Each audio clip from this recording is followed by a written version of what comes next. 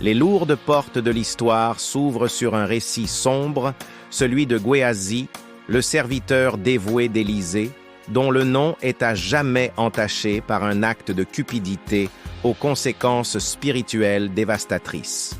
Imaginez la scène. Naaman, le puissant chef de l'armée syrienne, guérit miraculeusement de sa lèpre par la parole du prophète Élisée. Le cœur débordant de gratitude, il insiste pour offrir de riches présents à son bienfaiteur.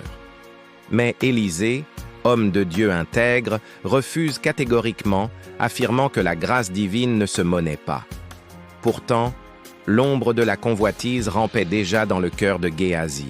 À peine Naaman avait-il quitté les lieux que le serviteur, brûlant du désir de posséder une part de ses richesses, se lança à sa poursuite, inventant un prétexte fallacieux pour soutirer des présents aux Syriens reconnaissants. Il mentit, manipula et obtint 2 talents d'argent et 2 vêtements de fête qu'il cacha avec soin à son retour. Mais rien n'échappe au regard perçant du prophète. Élisée, doué d'une vision spirituelle aiguisée, interrogea Géasi. La réponse fut un tissu de mensonges maladroits. Alors, la sentence tomba, terrible et inéluctable. La lèpre de Naaman, cette maladie dont il avait été miraculeusement guéri, s'attacherait désormais à Géasi et à sa descendance pour toujours. L'acte cupide du serviteur avait non seulement souillé sa propre âme, mais avait aussi attiré une malédiction physique et spirituelle durable. Quelle perspective, quelle application pour les chrétiens d'aujourd'hui! L'histoire poignante de Géasi résonne avec une force particulière pour les chrétiens d'aujourd'hui, offrant des leçons cruciales sur les dangers de la cupidité et ses conséquences spirituelles.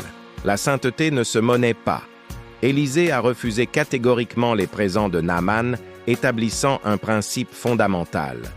La grâce de Dieu, les dons spirituels, le ministère ne doivent jamais être motivés par le gain matériel.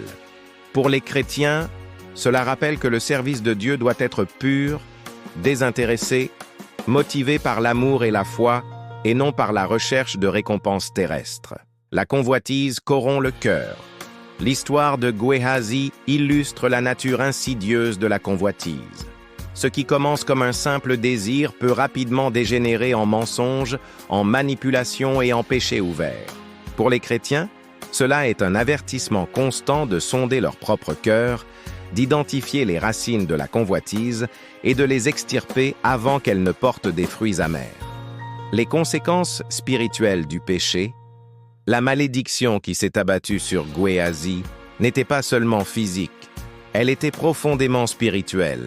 Son péché l'a séparé de la bénédiction de Dieu et a marqué sa lignée. Pour les chrétiens, cela souligne la réalité que le péché a toujours des conséquences spirituelles, affectant notre relation avec Dieu et notre témoignage dans le monde. L'intégrité dans le service, Géasi, en tant que serviteur d'un homme de Dieu, avait une responsabilité particulière en matière d'intégrité. Son action cupide a non seulement déshonoré son maître, mais a aussi terni le témoignage du Dieu qu'Élisée servait. Pour les chrétiens engagés dans le ministère ou le service de l'Église, l'intégrité dans les finances, les relations et toutes les actions est primordiale. Notre conduite reflète la vérité de l'Évangile. La vigilance spirituelle. L'histoire de Géasi nous rappelle la nécessité d'une vigilance spirituelle constante.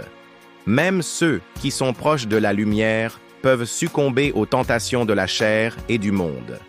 Les chrétiens sont appelés à veiller sur eux-mêmes, à prier pour la force de résister à la tentation et à cultiver un cœur reconnaissant et satisfait de ce que Dieu pourvoit.